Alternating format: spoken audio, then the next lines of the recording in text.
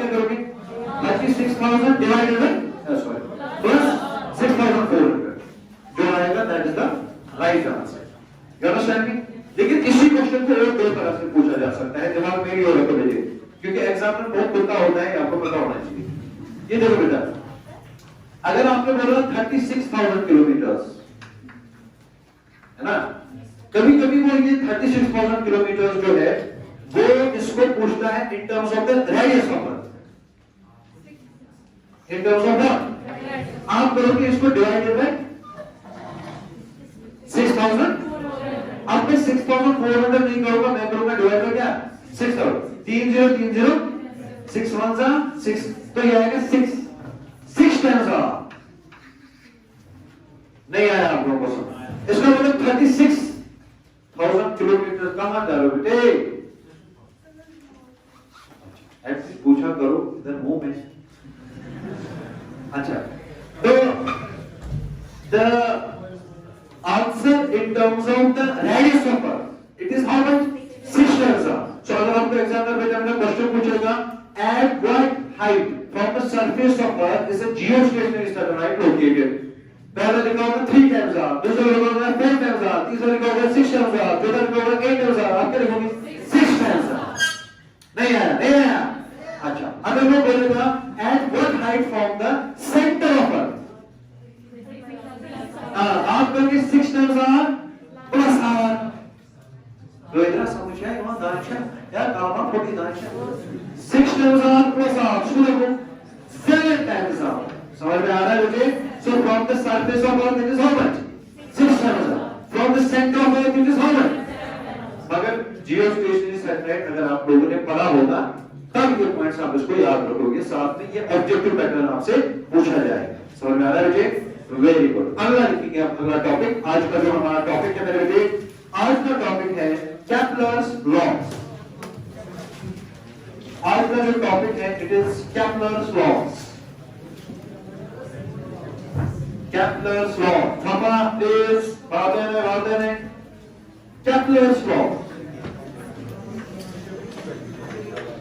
बस आज का जो हमारा टॉपिक होगा मेरे बेटा, आज का टॉपिक है Kepler's law। असल में इसको बोलते हैं Kepler's law of planetary motion, मतलब जो प्लैनेट्स का मोशन होता है अराउंड द सन, वो केप्लर ने ऑब्जर्व करके 3 लॉज दिए। लॉ नंबर 1, लॉ नंबर 1 को हम बोलते हैं मेरे बेटे लॉ ऑफ ऑर्बिट्स। क्या बोलते हैं मेरे बेटा? Law of orbits. मतलब जो प्लैनेट्स रिवॉल्व करते हैं अराउंड द सन, उनका शेप ऑफ ऑर्बिट कैसा होता है? क्या वो सर्कुलर ऑर्बिट्स में रिवॉल्व करते हैं कि किसी और शेप में रिवॉल्व करते हैं? The answer is the orbit of a planet around the sun is मेरे बेटे not circular, it is an elliptical orbit. समझ में आया ना? तो अगर इलिप्टिकल ऑर्बिट बोला तो हमें इसका मतलब ये है कि हमें पता होना चाहिए कि इलिप्स क्या होता है और सर्कल क्या होता है। देखो मेरे बेटे, अगर मैं यहाँ बोर्ड पे सर्कल बनाता हूँ, ध्यान से देखिए बेटे मेरी, और सर्कल में एक लाइन दूंगा ऐसे, दूसरी लाइन दूंगा ऐसे, क्या ये 2 लाइंस का लेंथ बराबर होगा कि अलग अलग होगा? बराबर होगा कि अलग अलग होगा? इस लाइन को हम क्या बोलते हैं मेरे बेटे? इस लाइन को हम बोलते हैं डायामीटर। क्या बोलते हैं? जो हॉरिजॉन्टल डायमीटर होगा वो वर्टिकल डायमीटर भी होगा मेरे बेटे। So that is a property of a circle. The horizontal lines and the vertical lines all have the same length. मगर जो इलिप्स होता है मेरे बेटे, इलिप्स में ये कौन सा लाइन है? हॉरिजॉन्टल। ये कौन सा लाइन है? क्या हॉरिजॉन्टल और वर्टिकल लाइन आपस में बराबर होंगे? क्या आप डिफाइन कर सकते हो radius of an ellipse? No, we can define radius of a circle, we can not define radius of an. तो इसमें हम इस लाइन को अलग मानते हैं, इस लाइन को हम बोलते हैं मेरे बेटे मेजर एक्सिस। क्या बोलते हैं? मेजर को बोलते हैं, क्योंकि आप सबको पता होगा लास्ट वाले मेरे बेटे गोली है कि सर्कल। इस लाइन को हम बोलते हैं मेरे बेटे हॉरिजॉन्टल एक्सिस, जिसका नाम हमने रखा है सेमी मेजर एक्सिस। कौन सा एक्सिस? कौन सा एक्सिस? अरे सॉरी सेमी मेजर नहीं, मेजर एक्सिस। क्या नाम? और ये वाली लाइन जो है इसका नाम हमने रखा है माइनर एक्सिस। क्या नाम? So full horizontal axis is the major, full vertical axis is the minor axis. अगर major बोलेंगे? Semi major axis. नहीं आया समझ? अगर माइनर एक्सिस का आगे लेंगे तो क्या बोलेंगे? Semi minor axis. तो इलिप्स के कितने एक्सिस? दो। क्या? Semi major, semi minor. Semi major को हम रिप्रेजेंट करते हैं किससे? ए से। सेमी माइनर को हम रिप्रेजेंट करते हैं किससे? डी से। और एक चीज और इसका होता है फोकस। क्या होता है? शाबाश, दिस इज द फोकस। दो फोकस होते हैं। It is one focus and this is another focus. तो लॉ ऑफ ऑर्बिट्स क्या कहता है? लॉ ऑफ ऑर्बिट्स कहता है every planet moves around the sun in an elliptical orbit with sun at with sun lying at one of the two foci. With sun lying at very good. इसका मतलब क्या हुआ? देखो मेरे बेटे, let us suppose ये सन है और ये क्या है? Planet. Planet is revolving around the sun with sun at one of the foci. This is called as law of orbits. Yes. Focus of focus. It is a you need you need to know the mathematics of it. So इसका PCB के PCM. PCB वालों को क्या लेना देना है? Focus. Then we have a complete set of equations. I have to write down the equation of an ellipse mathematically, है ना? फिर मेरे को इसे इसलिए डिफाइन करना पड़ेगा। आपको याद रखना है कि there is a special point of the ellipse and this ellipse is called as the focal. Sun is lying at one of the two foci. I will explain it later to you. ये क्या है? फिर आप इतना लिखो जल्दी से। Law of orbits देखो। इसे आपका Kepler's first law, ठीक है? First law is the law of orbits. Yes sir. जल्दी से। Every planet moves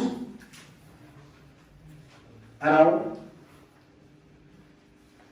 मैं आपको समझाता हूँ. I will give a demonstration of what focal is.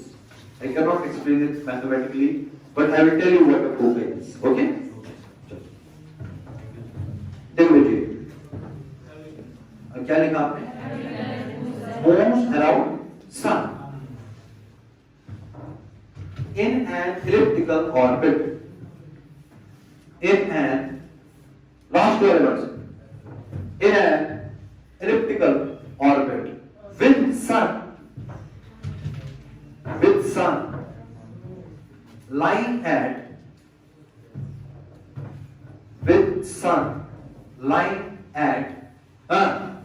one of the two foci. With sun lying at one of the two foci. देखो बेटे, foci. अगर मैं आपको बोलूंगा इलिप्स ड्रॉ करना है, परफेक्ट इलिप्स छोटे बनाओ, ठीक है? बनाए तो सब एक ही है उसको इलिप्स। नो, अंडा जैसा हर कोई चीज इलिप्स नहीं होती। इलिप्स बनाने का एक प्रॉपर तरीका होता है। उसे मुझे लाना है पेंसिल। क्या लाना है? पेंसिल को कनेक्ट करूंगा रबर के साथ। What is that? ये जब थोड़ा एक नेल इधर इधर तो मिया का बोर्ड थोड़े इधर तो हम मिया का थोड़े बोर्ड अब क्या है रबर में सॉरी पांच एक है ना सब थ्रेड पांच ये भी नहीं करती चाहिए जैसे रस्सी एक लो रस्सी में क्या रखोगे बात पर कंपास कंपास सुना सा पेंसिल शार्प फिर इधर एक है इधर एक चौक है ये जब वर्ड कंपास नसना है गोल ऐसे भाई जब आप उसको गोल बनाओगे ना ऑटोमेटिकली क्या बनेगा इलिप्स एक जगह पर मैंने एक कील ठोका ना होगा कि नहीं दूसरी जगह पर मैंने दूसरा कील ठोका ना यही दो पॉइंट्स हो गए नहीं है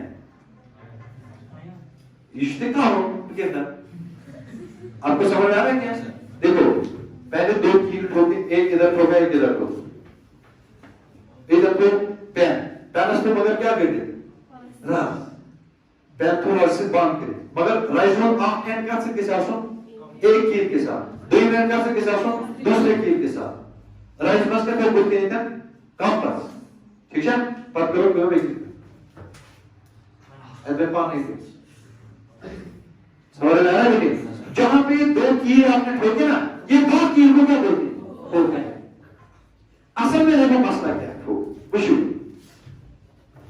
आप पूछ लेते हो बाद में मैं नहीं बोलूंगा तो जबानी में पाई जो तो बात देवनी से बराबर डेवलपिंग कर सवाल के पाई इसलिए मुझे बोलना चाहिए नहीं मैं मजा बोलोगे भी तो क्या फर्क है देखो बुझो इसका एक अहम चीज है प्रॉपर्टी फोकल पॉइंट्स का बुझो बिकॉज़ एक्सिस वन मेजर हां इधर जो आर्क फोकस इधर जो ब्याक हो ये जो प्लैनेट ये आर्क डिस्टेंस ये ब्याक डिस्टेंस ये फोकल पॉइंट इन f1 ये फोकल पॉइंट इन कितना f हां this length plus this length is 4 centimeter let us suppose this length plus this length is how much 4 centimeter अब जब planet यहां पहुंचा f1 का की डिस्टेंस f2 का की डिस्टेंस तो अब this length plus this length पता है 4 centimeter ये कैसे जान चाहिए क्या है क्योंकि एलिप्स जो असल में यहां पर क्या है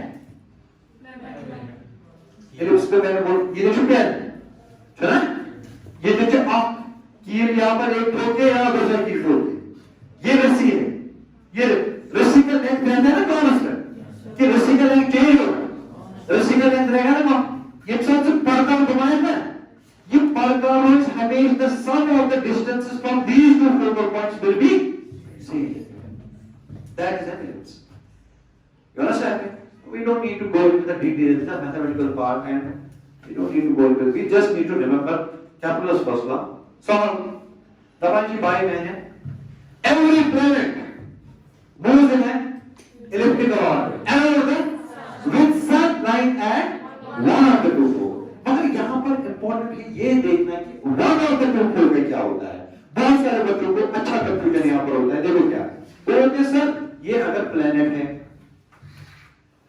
ये एक फोकल पॉइंट है ये दूसरा फोकल पॉइंट है ये जो सन का फोकस स्पेक्ट्रम किस लेट्स सपोज एफ मगर मुझे सुना every orbit around the sun is elliptical with sun lying at the one of the two poles मतलब sun f1 पे भी हो सकता है how is this possible या तो f1 पे होगा या तो अगर स्टेटमेंट इसमें क्या लिखेंगे with sun lying at one of the मतलब f1 पे भी हो सकता है how is this possible पागला ऑर्बिट मास्टर हाँ कोई क्या ऑर्बिट जाना है सीखते हैं क्या ऑर्बिट है बड़ा है इस ऑर्बिट के लिए ये वाला पॉइंट क्या बनेगा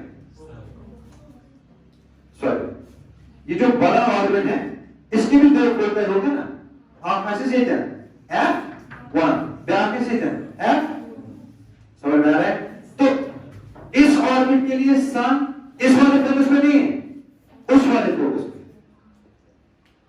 समझ में आ रहा है नहीं समझ में आ रहा है वेरी गुड इसीलिए स्टेटमेंट में लिखा है with sun lying at one of the two poles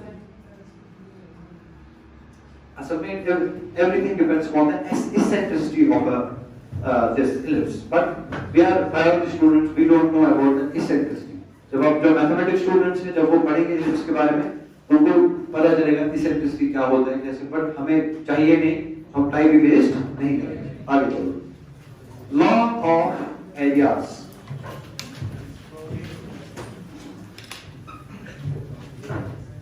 law of areas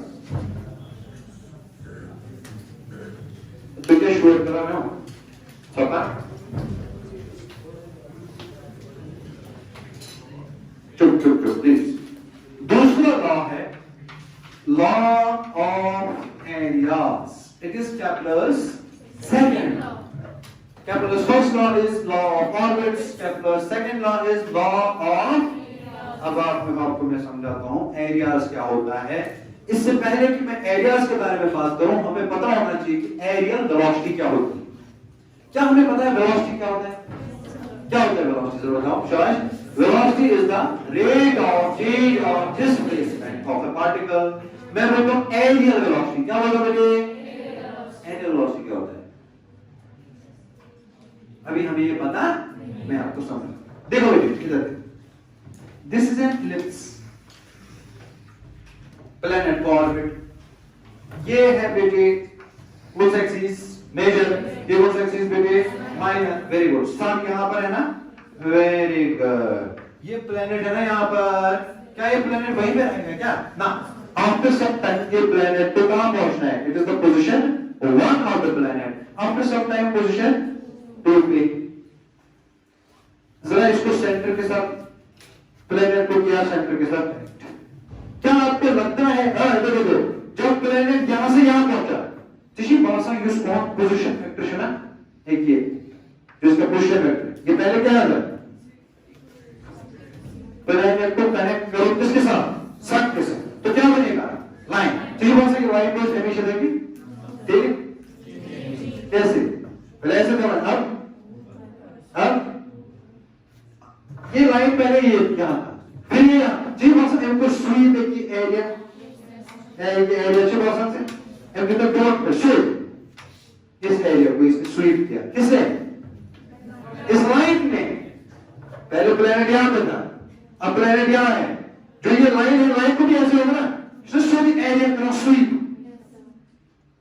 The rate at which this line sweeps the area, that's called as the area velocity.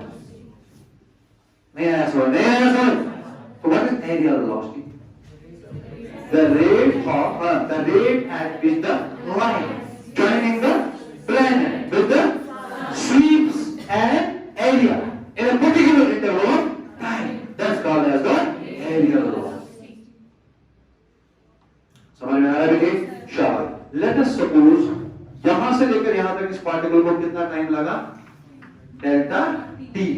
और सपोज ये है इसका क्या length है? आर।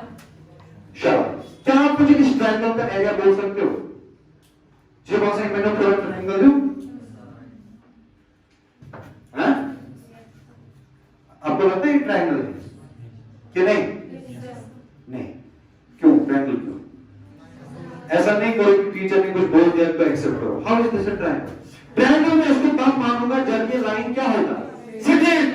अरे भाई ये तो कर्व है, ये कहां से ट्रायंगल हो गया? ये कर्व है ना, ये ट्रायंगल है क्या? असल में इसको बोलते हैं सेक्टर। क्या बोलते हो? Mathematically the proper term is sector. मगर अगर मैं ये बोलूंगा this delta T is tending to 0, अगर मैं ये बोलूं delta T is tending to 0, इसका मतलब ये पार्टिकल यहां से यहां गया, मगर ये जो डिस्टेंस है इसका लेंथ क्या होगा? बहुत ही छोटा। अब आप बोलोगे सर बहुत छोटा होगा, लेकिन आपने तो बहुत बड़ा बनाया। मैं बोलूंगा बेटी बहुत छोटा बनाऊंगा तो दिखाऊंगा किस पे? समझ में आ रहा है? असल में ये प्लैनेट यहां था, अब ये यहां पहुंचा। इको तको जैसे आती वहां इको तको मैं जरा खाऊंगा किस पहुंचा विषय जरूरी है प्लैनेट को लेकर परपेट लेकर ये करंट डिस्टेंस कवर, मगर ये डिस्टेंस की टेंडिंग टू क्या? आपको ये समझना है कि यक्षमतों डायग्राम मैंने बहुत बड़ा क्या लगाया है? लेंस। आप एक लेंस के थ्रू देख रहे हो और लेंस के थ्रू आपको चीजें क्या दिख रही है? बड़ी। नहीं आया समझ? नहीं आया समझ? तो अब अगर ये डेल्टा टी है टेंडिंग टू 0, अब मैं इसको कौन सा लाइन मान सकता हूं? बार आप इसको कौन सा लाइन मान सकता हो यार? अब इसको स्ट्रेट लाइन मान सकते हो ना? स्ट्रेट लाइन माना, अब ये क्या बनेगा? हम तो जो ट्रायंगल के जब मैं ये डेल्टा टी को करूंगा 10 to 0, मतलब मैं डिस्प्लेसमेंट कैलकुलेट कर रहा हूं for a very small interval of time and that distance will be also tending to, and when that displacement will be tending to 0, I can assume it is a straight line.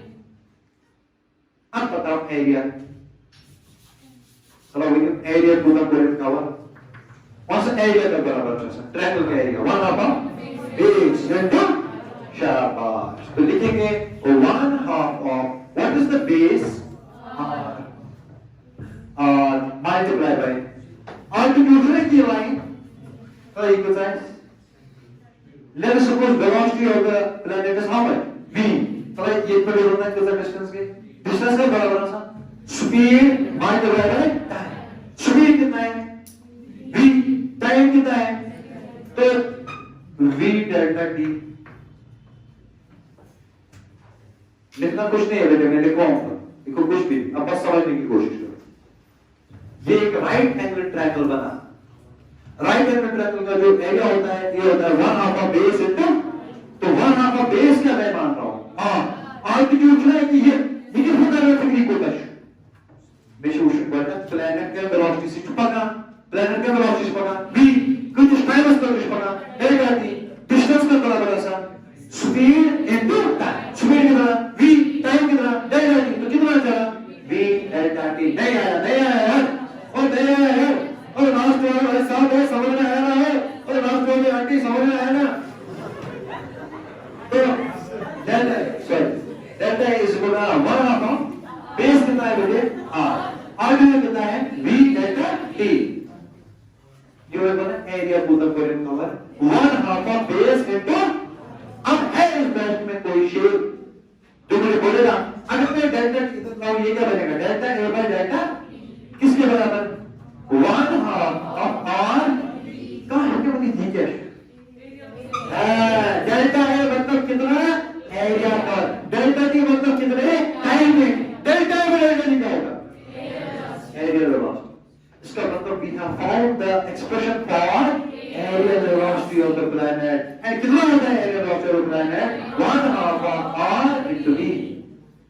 नहीं आया समझ? अरे समझ में आया ना? अरे दिमाग में गया ना? ओके, अब मैं इधर करूंगा मल्टीप्लाई बाय m, डिवाइड करके करूंगा m। So delta a by delta t is equal to 1/2 of mvr।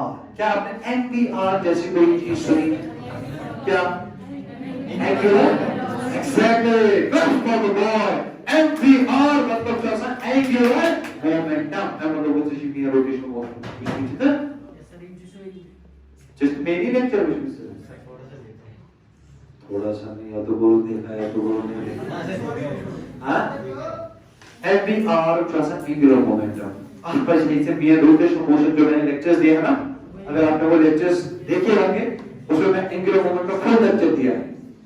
mvr means the angular momentum of a particle। angular momentum comes to represent l। तो मैं mvr के बदले क्या लिखूंगा? l by 2m। अब देखो, इधर देखो, प्लैनेट का angular momentum is a constant. कौन सा क्या है? वेरी गुड, आप तो बहुत अच्छे बच्चे हो। कैसे आपको how do know? Very good, claps for the girls. Brilliant answer. मैं चाहता हूं कि आप लोग, आपने कहां से देखा है मेरे लेक्चर? ओहो, क्लैप्स फॉर मी आल्सो। अगर आप इसमें बहुत अच्छे से लेक्चर देखा है, उस रोटेशनल मोशन में मैंने एक टॉपिक पढ़ा है, टॉर्क। हाँ, मैंने वहां पर एक चीज बोला था, law of conservation of angular momentum. उसमें मैं क्लियर कट बोलता हूं अगर टॉर्क 0 होगा, एंगुलर मोमेंटम हमेशा कांस्टेंट है। मुझे लगता है आपने वो लेक्चर देखा। अगर आपने देखा है तो आपको समझ में आया होना चाहिए कि ये एंगुलर मोमेंटम क्या है, कांस्टेंट। कैसे टॉर्क 0, क्योंकि gravitational force on planet, this is sun, है ना?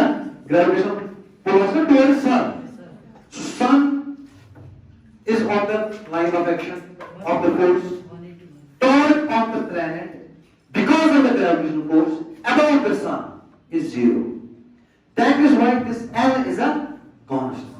अगर आपको ये एक हवाई बाहर जैसा लगता है तो उसमें मैं कुछ नहीं कर सकता हूं बेटे मेरे। फिलहाल के लिए आप लोगों को क्या रखना पड़ेगा?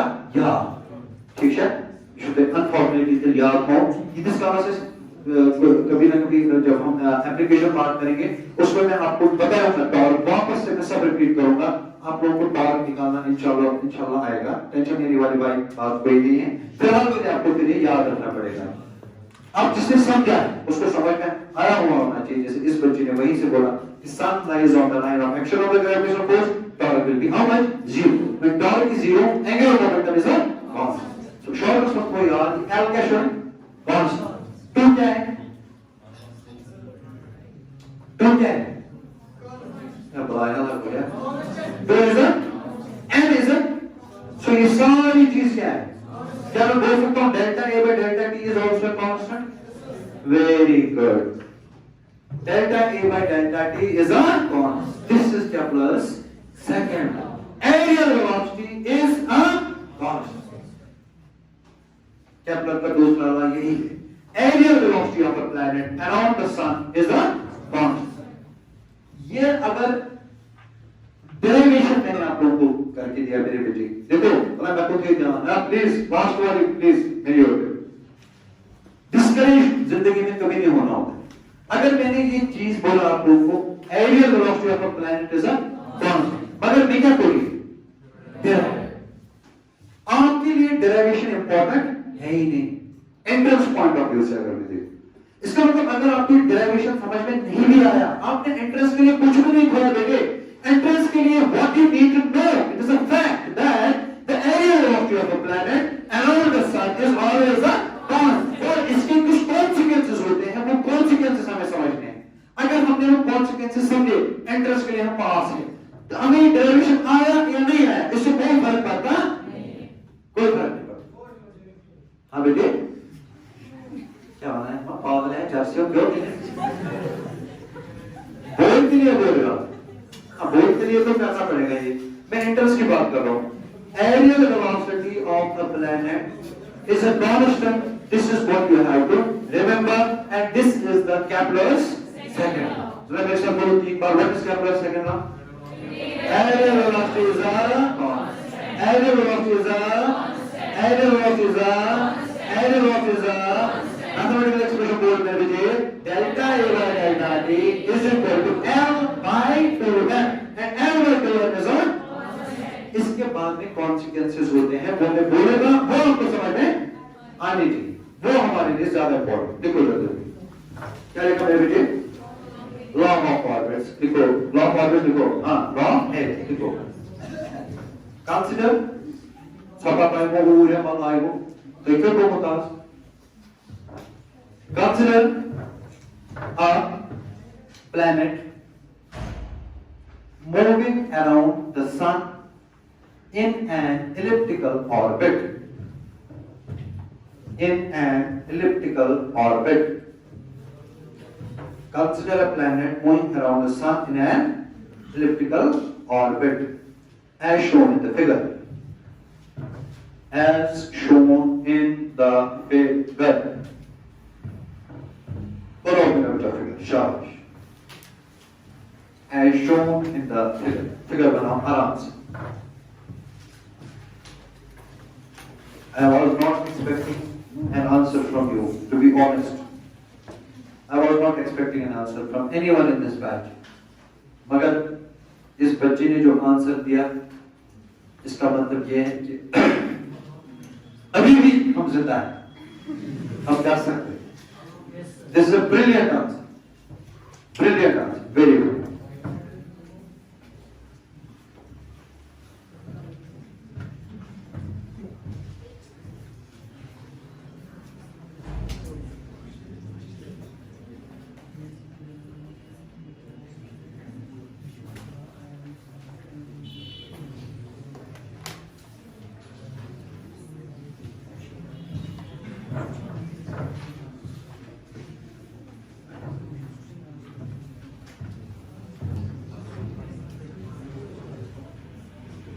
Let's look at the video. Let delta A be the area swept. Let delta A be the area swept. SWEPT, swept. तो भाई ये क्या करना? What is my arm doing right now? What is this doing? It is sweeping an area. नहीं? Isn't it sweeping an area? तो यहाँ पे ना तो यार सब ये मानो आपकी फ्लोर है, फ्लोर बेशी साफ करो मगर कैसे? नाइस आराम से मुझे साफ करना है, मैं क्या करूँ? What am I doing? I am sweeping an area. इसी तरह ये आर्म है, तो sweeping an area, वही मैं लिखता हूँ. Let delta A be the area swept by the planet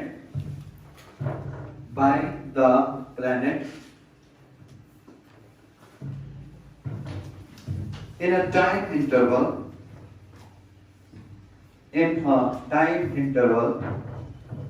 delta t, मगर ब्रैकेट में लिखो tending to 0, मतलब we are doing it for a very small time interval. Why I am doing it for a small time interval delta t tending to 0? Because I want to convert this arc into a straight line. नहीं आया छोटी करना serious बात. अच्छा tending to 0 full stop.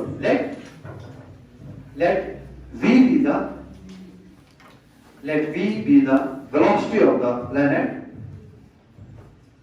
yeah, speed of the planet, whatever. Well, let v be the velocity of the planet in time interval dt, in time interval delta t. Let v be the velocity of the planet in time interval delta t. Very good. अगला लिखो मेरे बेटे. The area swept by the planet is given by. अब गाँव बेटे, तो इसका record चल सकता है. यह भी record. The area swept by the planet is given by. Let's sorry. Delta A is equal to 1/2 of base into altitude is b delta t. Base is r.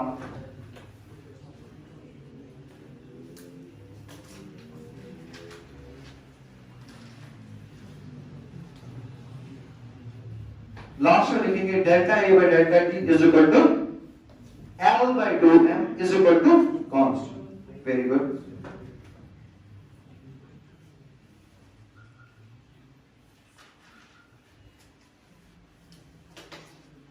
Bracket लिखो क्यों? Because लिखो मुझे bracket में मुझे लिखना है L क्यों constant है? What is L? Angular. लिखो L is constant.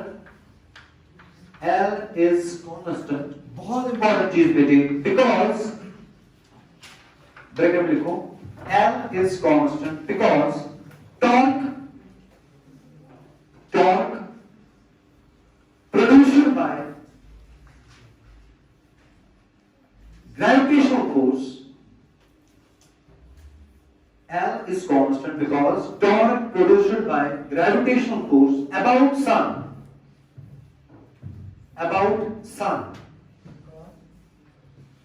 Torque is zero. Sorry, L is constant because torque produced by gravitational force about sun is zero. Very good. खत्म. तो शॉर्ट में हमें पता चला delta A by delta T, which means the aerial velocity of the planet, it always remains a constant. लिखो मेरे बेटे अगला point. This means how does it work? The planet sweeps. This means the planet sweeps.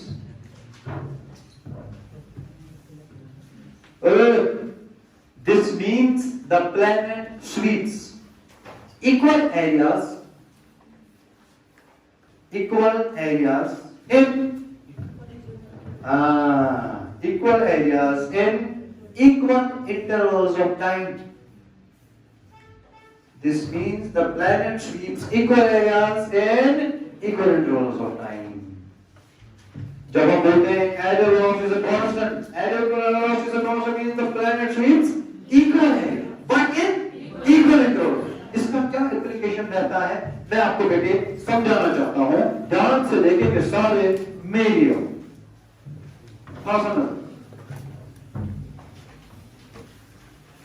अब दिमाग खोलो मेरे बेटा, अब मैं जो पढ़ाने वाला हूं ये नीट एग्जाम के लिए बहुत ही ज्यादा इंपॉर्टेंट है। 1 million times a question has been asked on this.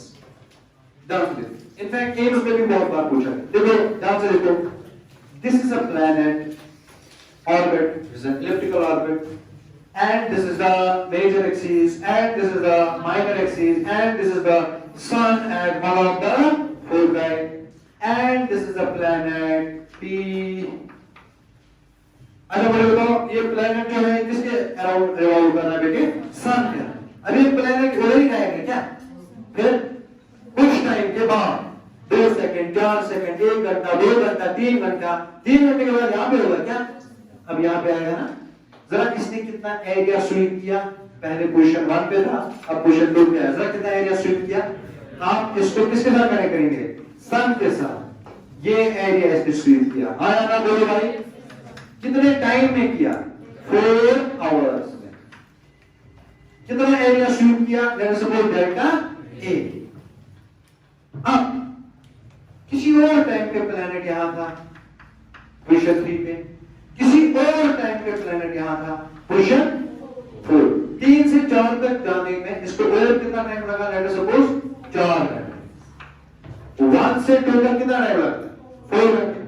अब मैंने कोई और रैंडम 2 क्वेश्चन सिलेक्ट की, क्वेश्चन 3 और क्वेश्चन, मगर 3 और 4 में भी कितना टाइम लगता है जाने में? Let's suppose 4। जरा कितना एरिया स्वीप किया? पहले इसको इसके साथ कनेक्ट करो, फिर उसको इसके साथ कनेक्ट करो। ये एरिया है ना? अगर ये एरिया है कितना? डेल्टा है। ये एरिया भी कितना है? क्यों? The planet sweeps equal area in equal interval. नहीं आया समझ? और नहीं आया समझ? मगर इस सारी प्रोसेस में जो है, ध्यान से देखो मेरे बेटे, इस सारी प्रोसेस में जो है कांस्टेंट क्या रहता है? Aerial velocity. छुपा है एरियल वेलोसिटी से सब L. What is L? Angular, तला एंगुलर मोमेंटम का बराबर चौसा एल चौसा बराबर M V R. Angular momentum क्या है? कांस्टेंट। एंगुलर मोमेंटम कांस्टेंट मतलब को एम वी आर क्या है? सोचो MVR क्या कैसे होता है? MVR डिफ्यूजन कांस्टेंट, M शुना हमेशा कांस्टेंट है शुना, तब मैंने मतलब क्या है कांस्टेंट? VR। फिर से देख मेरे बेटे, एंगुलर मोमेंटम क्या सा बराबर MVR, M the mass, V the velocity, R is the distance from the sun. L is always a constant, means MVR is always a constant, MVR is always a constant, M is anyways a constant। Planet का constant. तो इसका मतलब VR क्या होना चाहिए? बताओ इसका मतलब क्या है? VR इज अ कांस्टेंट, मतलब अगर वेलोसिटी बढ़ेगा, अच्छा चलो क्या मैं ऐसे लिख सकता हूं? Velocity will be inversely proportional to R। क्या है? VR क्या है? कांस्टेंट।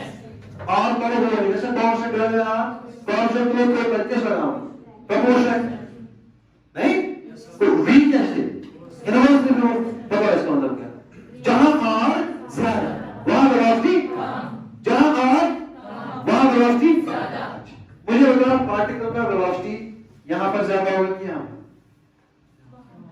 वो 1 पे कि 2 पे? हैं? 1 पे डिस्टेंस क्या है? ज्यादा, वेलोसिटी होगा। इसमें डिस्टेंस क्या है? वेलोसिटी होगा। इधर डिस्टेंस क्या है? वेलोसिटी क्या है? बहुत ज्यादा।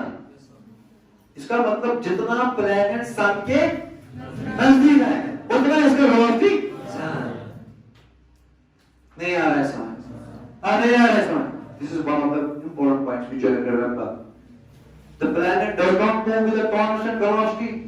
It moves with a constant area velocity. Velocity से अलग area velocity। Area velocity is constant. Area velocity is a constant, but velocity is not a constant. Velocity is inversely proportional to what? R.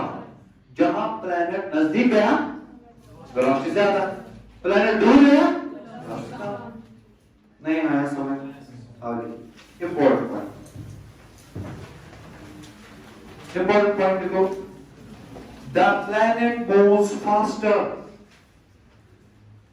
The planet moves faster when it comes near the sun. सूरज के करीब जितना planet आएगा उतना ये ज्यादा तेज चलेगा, सूरज से दूर जाएगा उतना ये कम तेज चलेगा। ये बहुत ही इंपॉर्टेंट चीज है जिसको आप दिमाग में रखोगे। अगला पॉइंट देखो, Same applies to kinetic energy also. बताओ बेटे इसका मतलब क्या? जितना स्पीड ज्यादा होगा उतना काइनेटिक एनर्जी भी ज्यादा होगा ना। तो मैं इसको ये भी बोल सकता हूं कि जितना प्लैनेट सन के नजदीक है उतना इसका स्पीड बढ़ेगा, उतना इसका काइनेटिक एनर्जी बढ़ेगा। नहीं आया, नहीं आया, नहीं आया, समझ में आया क्या? दिमाग में गया क्या? अगला लिखेंगे मेरे बेटे, same apply to kinetic energy. तीसरा लिखो, angular momentum is a constant everywhere.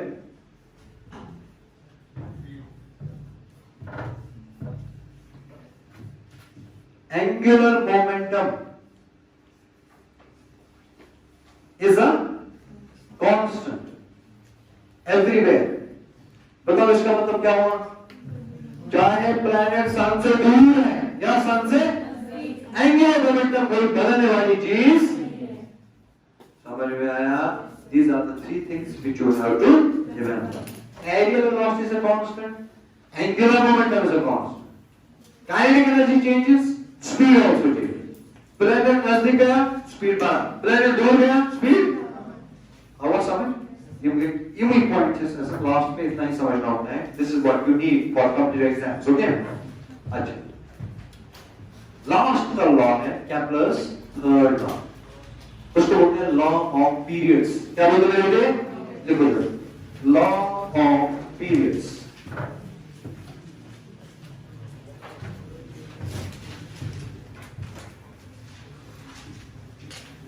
जिसके पास इधर देख मेरे बेटे, क्या आपको लगता है कि सूरज को प्लैनेट को सूरज के इर्द गिर्द घूमने में फुल एक बार चक्कर लगाने में एक टाइम लगेगा? एक चक्कर लगाने में जितना टाइम लगता है उसको क्या बोलते हैं? Time period. क्या बोलते हैं बेटे? लॉ ऑफ पीरियड्स कहता है टाइम पीरियड का स्क्वायर होता है proportional to semi major axis का whole cube. What is T? What is time period? Time taken by a planet to go around the sun in a one complete revolution. There's a time period. Law of periods कहता है time period का square is directly proportional to semi major axis का cube. This is third law. इसको क्या बोलते हैं? Law of periods. Macleod's. Yes, law of periods. The square of the time period, you should just derive out here, huh? The square of the time period derive from Philip's law. Second, very good. The square of the time period of time period नहीं, time period is not proportional to a cube. What is proportional? Square of the time.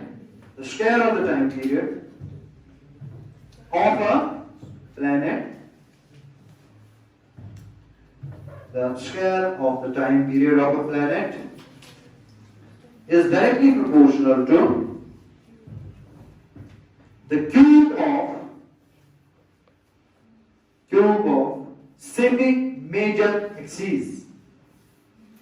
Cube of semi major axis.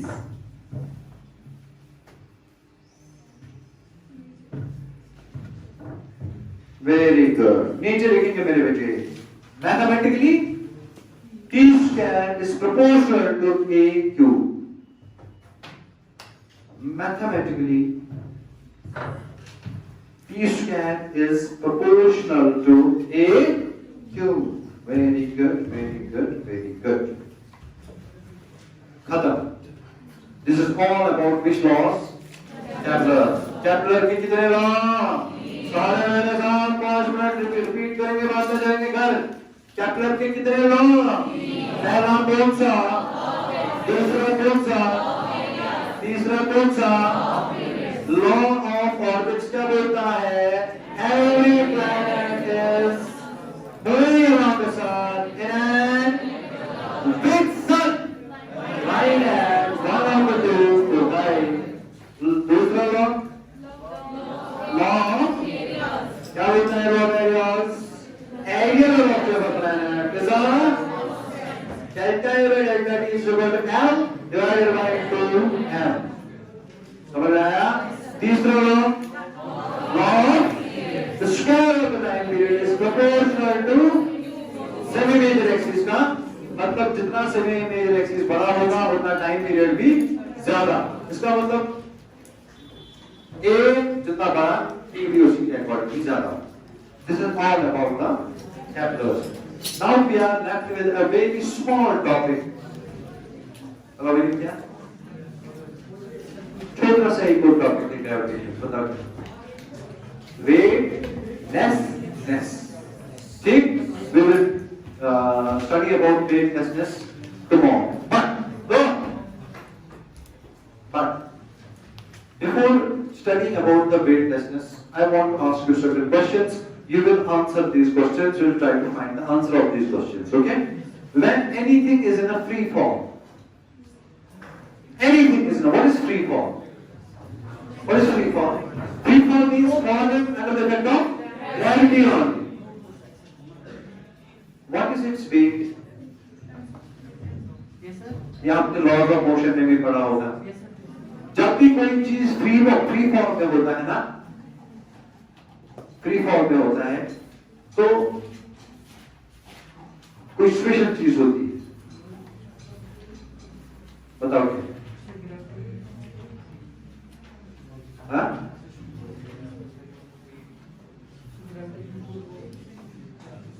अबे ठीक, gravitation force नहीं होता है. हाँ, फिर आप इसको घर पे जाकर के क्वेश्चन जो है, तो इसमें question to you, when you fall freely, जब आप फ्रीली फॉल होते हो, अच्छा चलो ठीक है, ये देखो, सपोज मैं इधर यहाँ पे रस्सी है, दिमाग मेरे रख रहे, यहाँ पे रस्सी है, मैंने इस रस्सी को पकड़ के हूं और I am hanging on the rope. जी पासा राजा टाइट. हाँ, रस्सी में कौन सा फोर्स होगा? टेंशन. Very very. अब रस्सी कट गई. अब रस्सी जब रस्सी कट गई तो आई विल फ्री फॉल. रस्सी इज आल्सो ना. What will the tension in the rope? जब हम दोनों गिर रहे हैं ना, वो सुसाइज था फिर रस्सी ब्रेक हो गई. मैं पुशबनाइज तो गिरा था, मगर we are both falling freely. Is there any tension in the room? Tension is zero. अच्छा, oh done. Tension is what? ये बात आपने बिल्कुल सही. अब आपने देखा सुप्रीम बैलेंस. हाँ, अब रस्सी को हटाओ, रस्सी के बदले क्या रखो? Supreme balance. मैं सुप्रीम बैलेंस को होल्ड करके हूं. चलिए पास एक्सटेंशन अच्छा, ये सुप्रीम बैलेंस कैसे हुआ? वजन नहीं, सुप्रीम बैलेंस. आपने कभी बोली है कोई चीज आज तक पूछना सब कुछ कर्मान बाशु कुछ बोलना जब सिचुएशन कुछ ना इंग्लिश है ना. हाँ, अब मैं मानूं मेरा लड़का था सुप्रीम बैलेंस, मैं वजन चाहता मैं लड़का हूं, मैंने आपने से कितना था सोच में बता वजन शोना 7 किलो 5 किलो. ठीक, अब ऊपर कुछ हो गया. सपोज कोई आप में से बहुत मोटा था, बहुत ही ज्यादा मोटा, वो हैंग हो गया या सुप्रीम बैलेंस की है वो क्या सोचता हूं? You are falling free. क्या सुप्रीम बैलेंस कोई वेट दिखाएगा? क्या है? क्योंकि टेंशन इज जीरो. अब supreme balance extended it will not. So you are feeling weightless when you are under which form? Free fall. When you are under free fall, you are weightless. नया और एक example दूंगा मेरे बेटे. तुझे कुछ हम जो कुछ दिमाग साथ मैंने पॉज भी हाँ बहुत सब कुछ बाज़ वो चीज तो होता है ना वो नीचे वो बेल जैसा फिर उस पे चढ़ते हैं देखते हैं कि मेरे कितना देखा है आप लोगों ने. हाँ जब ध्यान से जब अब मैं उस पे चढ़ा बहुत से जा कुछ किया फ्लोरेंस पे वो खुद उसका पे वेइंग मशीन कुछ शाव में 10 किलो 6 किलो. अब मैं इतना मोटा हूं फ्लोरेंस को ज्यादा अब कुछ काम हो बढ़ता है वेइंग मशीन रखते हो we are both falling free. ये कुछ वेट दिखाएगा नहीं दिखाएगा. क्यों? क्योंकि we are both falling freely. Normal reaction is zero. मैं क्या बात करूंगा? सो जब भी कोई चीज फ्री फॉल में होती है आपको क्या लगेगा? वेट. अच्छा अब आपने मूवी में देखा होगा. आपने कोई स्पेस मूवी देखी है? साइंटिस्ट असं सैटेलाइट असं जैसे कुछ भी पिक्चर सब फ्लोर कर. जब मैंने सैटेलाइट का मोशन पढ़ाया था मैंने फिर मैंने का एक स्टेटमेंट बोला था. बताओ क्या? ऑर्बिटल वेलोसिटी जब मैंने बोला था orbital velocity how we launch the satellite मैंने बोला था a satellite falls but in air. असल में जो सैटेलाइट होता है वो फॉल हो रहा होता है ना वो कौन सा फॉल होता है? Free fall. अंदरिम साइंटिस्ट ना तिरकेश कसा वेटलेस हमें शुद्धि होने बुलाना floating. So they are weightless. Why they are weightless? Because the satellite is in a state of free fall. और वो कुछ अजीब नहीं होता है जो कुछ ये क्यों ईमान आसान होता है क्या? वो कुछ अजीब नहीं है. फ्री फॉल में हर कोई चीज वेटलेस होता है. इसमें क्या बुरी बात है? नहीं आया आप लोगों को समझ? नहीं आया आप लोगों को समझ? और एक मूवी थी उसका नाम था 3 Idiots. उसमें आमिर खान वायरस को एक सवाल पूछता है. वो बोलता है कि मेरे को एक अपने प्रोफेसर जो वायरस होता है ना वायरस बोलता है कि मेरे को जब मैं स्टूडेंट था मेरे को अपने टीचर ने पेन गिफ्ट दिया था जो एंटी ग्रेविटी में भी काम मतलब सॉरी ग्रेविटी जीरो ग्रेविटी में मतलब वेटलेसनेस में भी काम करता है लिखता है. तो वो उसको सवाल पूछता है सर पेंसिल से क्यों नहीं लिखते हो? इतना पैसा क्यों खर्च? उसका आंसर आपको पता है लास्ट में क्या दिया था उसने? क्या? अगर पेंसिल की निब टूटती है लिखते लिखते अगर पेंसिल की निब टूटती है ये भी इन state of free fall. Nib is not weightless. It is hamish. How was it? So that will be inconvenient. You understand me? तो वो आंसर था उसका. I don't know क्या है मगर I am trying to teach you weightlessness. What weightlessness is? Understand me? Whenever something is in a state of free fall, you say that we feel that it is now weightless. So this was a short note on weightlessness. Thank you so much.